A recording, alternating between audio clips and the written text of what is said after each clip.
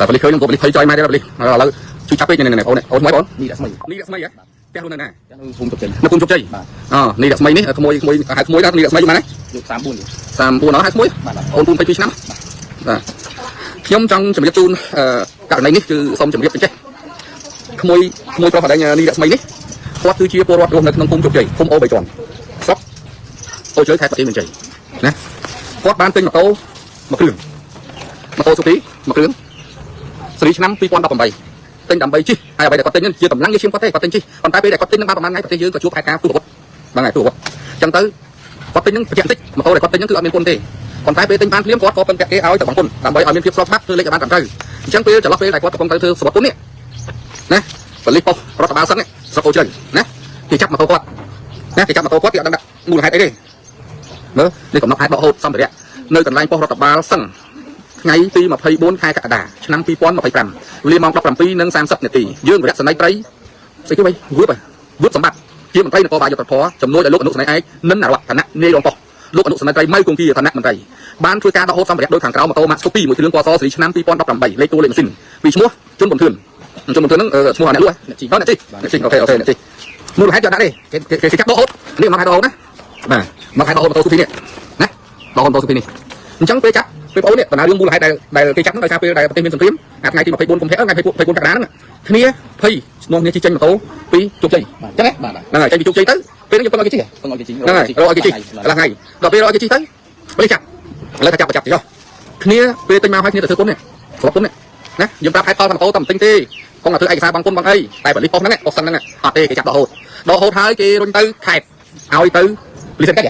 ចគាត់អីខាងប៉ុស្គាត់ប្រាប់ថាបលិសកិច្ចណាឈ្មោះនេះមែនបាទនេះបញ្ជូនទៅហ្នឹងគឺឲ្យឈ្មោះលោកស្អីនេះវរៈសនីស្អីនេះវួនរ៉ូនរីនេះរ៉ូនរីនេះជាអនុប្រធានការិយាល័យនគរបាលព្រំប្រព័ន្ធកម្រិតស្រាលណារ៉ូនរីហៅណាហៅណាឈ្មោះខ្ញុំណានេះរ៉ូនរីហ្នឹងអញ្ចឹងម៉ូតូហ្នឹងពេលទៅដល់ដៃរ៉ូនរីប៉ុស្នេះប្រាប់ឲ្យក្មួយនេះម្ចាស់ម៉ូតូហ្នឹងតាក់ទងយកពីឈ្មោះរ៉ូនរីហ្នឹងអញ្ចឹងទៅលើកទី1គេថាម៉េចឥឡូវពួកឯងយើងនិយាយអត់ពិតនិយាយត្រង់និយាយគេថាម៉េចទៅលើកទី1គាត់ថាគាត់បានតំណេទេឲ្យមកជួបនៅថ្ងៃទី11វិញខ្ញុំទៅទី8ខែម៉ាន8ខែម៉ានខែ3ហើ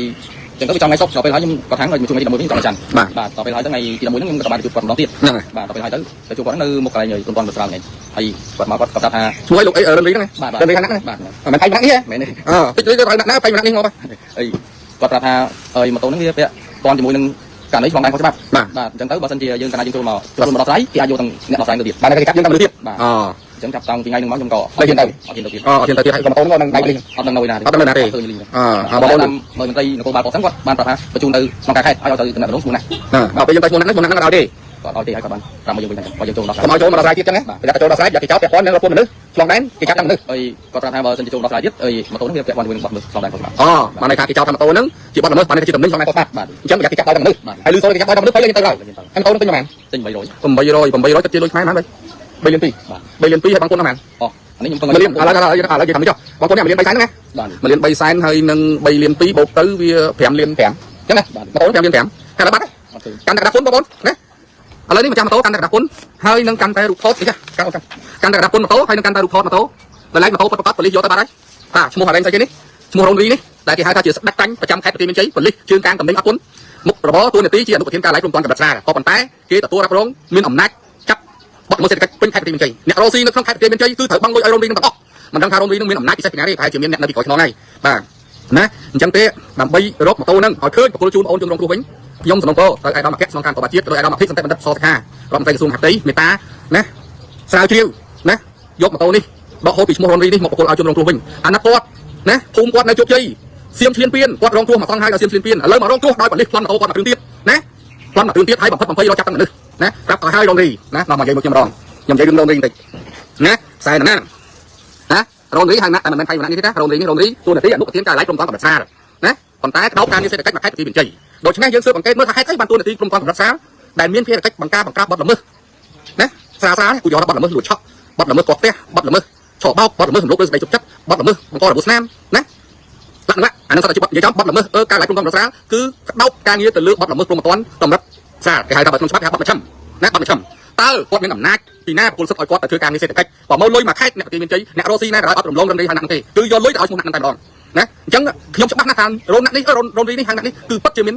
នណាម្នាក់មានអធិពលកាត់តាមឲ្យគាត់ធ្វើការងារនេះឥឡូវនេះម៉ូតូហ្នឹងបើគេមិនដោះស្រាយថ្នាក់ដឹកនាំណាមិនដោះស្រាយនៅក្នុងស្ថាប័ននគរបាលគាត់ចោលទៅ អូនគាត់ចោលថៃកូនចោលទៅបងថៃចេញលុយសងពីបងឯង5លាន5សែន